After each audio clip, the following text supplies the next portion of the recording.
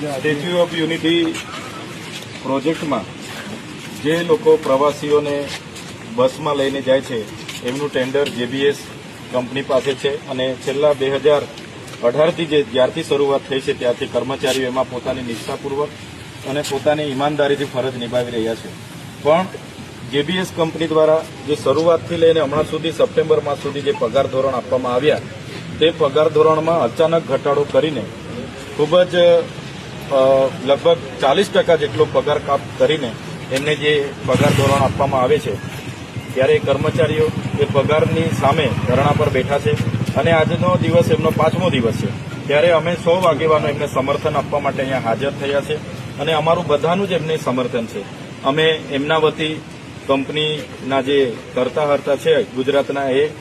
Labour કમિશનરના પ્રતિનિધિ અને અહીંના અધિક કલેક્ટર શ્રી અને સીઓ જે વહીવટદાર છે એમને મળ્યા છે અને અમે કીધું છે કે આમનું યોગ્ય નિરાકરણ આવે. કંપની જે પ્રકારે પહેલા સેલરી આપતી હતી એ જ પ્રકારે સેલરી આપીને અમને ફરી રોજગાર કામમાં લઈ લેવામાં આવે એવી અમારી માંગણી છે. જો આમ નહીં થશે અમે બધા જ આગેવાનો